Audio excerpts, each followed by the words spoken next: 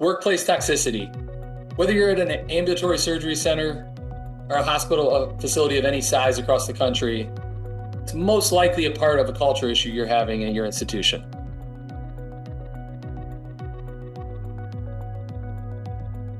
With us today, we have Jill Graham. Jill's a peri-op educator at Livingston Healthcare, as well as a nurse writer. And she contributed to a piece in AORN that talks about reversing the toxicity in your workplace at the individual level. Jill, we'll jump right in. You share a message of empowerment and ownership of each and every employee.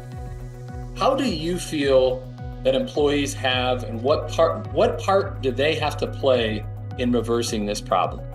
As OR nurses, we actually have a special little backdoor into microculture, which is a smaller sphere of who we interact with one-to-one on a daily basis. Because we go into a room, right? And we only have 5, 6, 7 people that we're interacting with most of that day. And so we have a backdoor into that microculture. And so that actually increases our influence. As a nurse in that room, instead of one of 1,000 people in an institution, I'm now one of 7.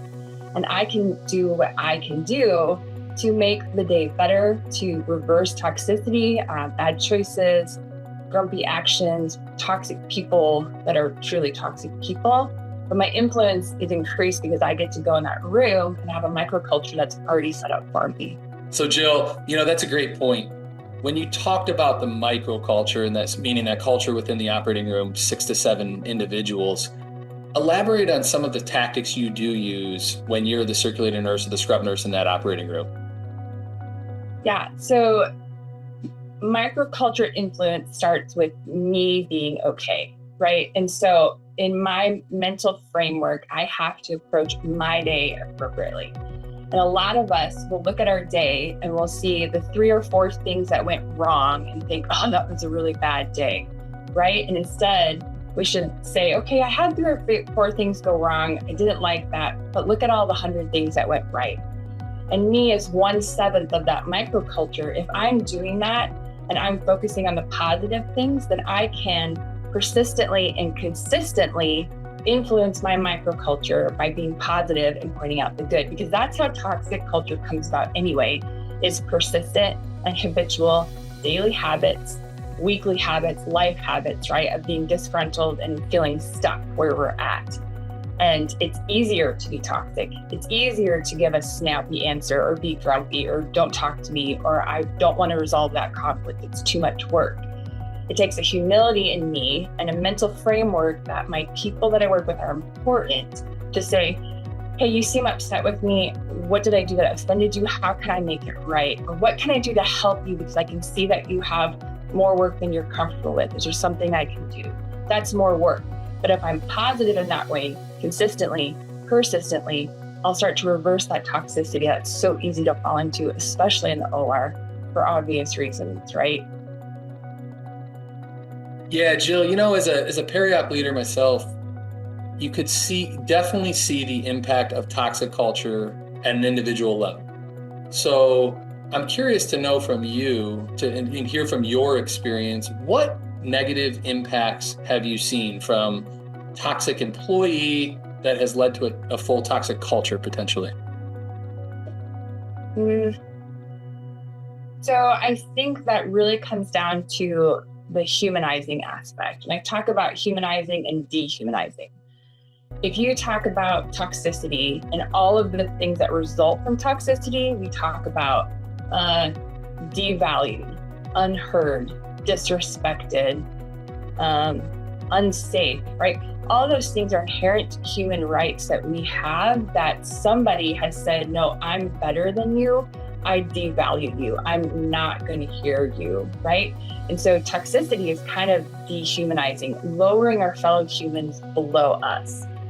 And so really that toxic environment affects everybody, because now all of a sudden we feel like people don't think we're worth anything or that we're even human, even worth human, right? And we get mad at people's mistakes and we say, oh, she forgot the safety belt. She's a terrible circulator. When she forgot the safety belt because anesthesia all of a sudden realized that they were extubated and need help. And then the surgeon came in and asked for extra suture. And the next thing you know, the drapes are on and she was charting. And then what, right?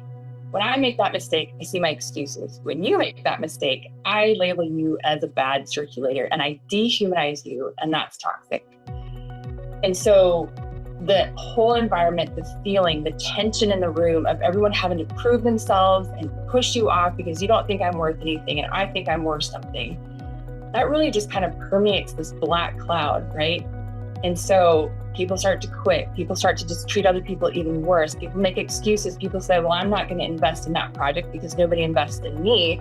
And you just have this nasty cycle, like it's worse and worse and worse. And I think we've all seen it in places that we've worked.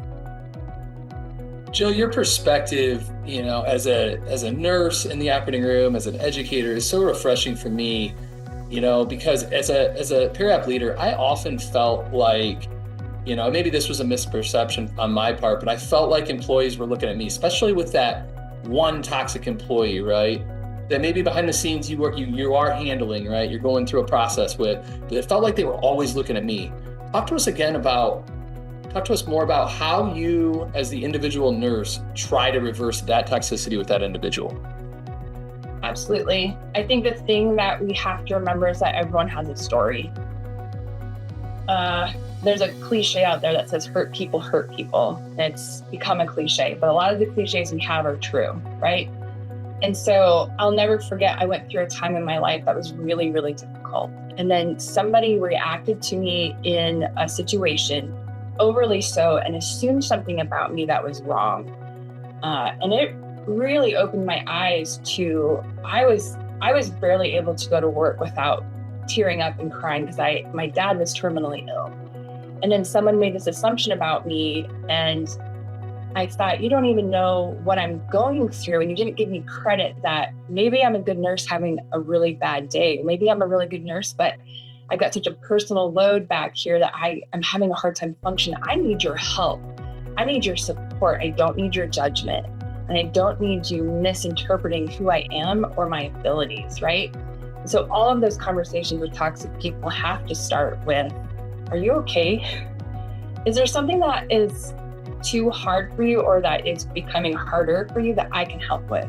And especially as a leader, you have the power to pull someone in and say, tell me your story. What's going on? Are your kids sick? Is your husband trying to leave you? Is your girlfriend mad because you work so much call? Like, tell me what's going on. What's happening, because your teammates are feeling there's a disconnect there, right?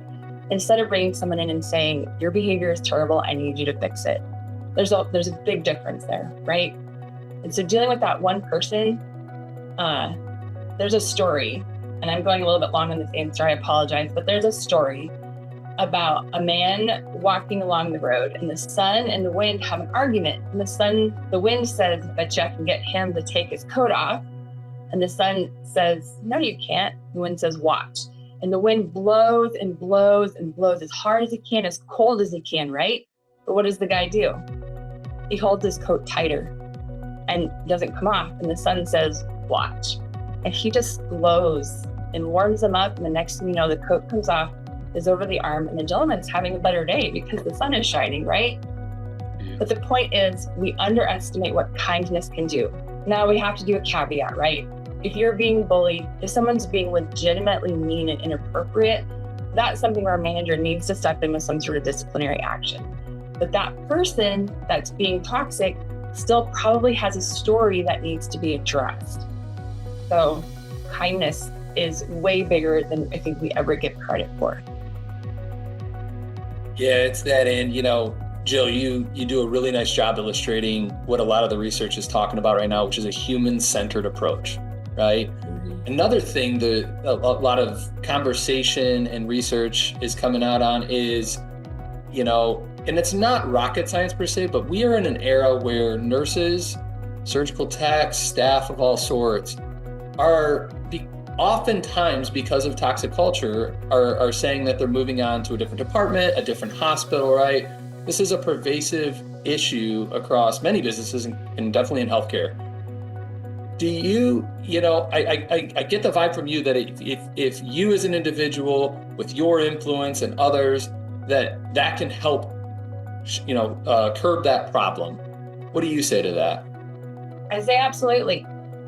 There's a ton of research, like you said, out there about retention of employees, and all of it is centered, all the results that are coming back are what you said, human-centered. A genuine appreciation, a genuine belonging, a genuine gratitude for who you're working with and what they're able to do. Harvard just came out, or not just, Harvard came out at some point, I forget the year, I apologize. Harvard came out with a study about the 5 habits of highly successful teams, and one of those was frequent expression of appreciation. And then there's a whole other company called Appreciation at Work that goes into companies and surveys the employees to see how they want to be shown appreciation. And OC Tanner came out with a study that 79% of employees who voluntarily left their jobs was because they didn't feel appreciated. That's almost 4 out of 5 people that left their jobs left because they weren't appreciated. But again, we have a caveat.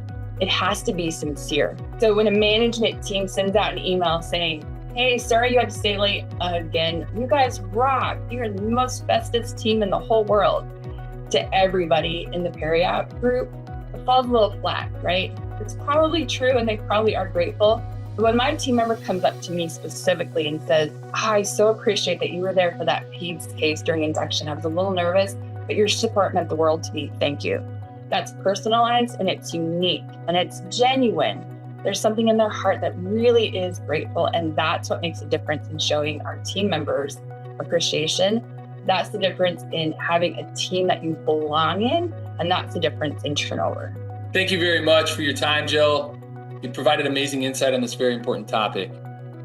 If you haven't yet checked out Jill's piece that we're alluding to from AORN, it's called 4 Ways Staff Nurses Can Reverse Toxic Work Culture. We'll see you next time.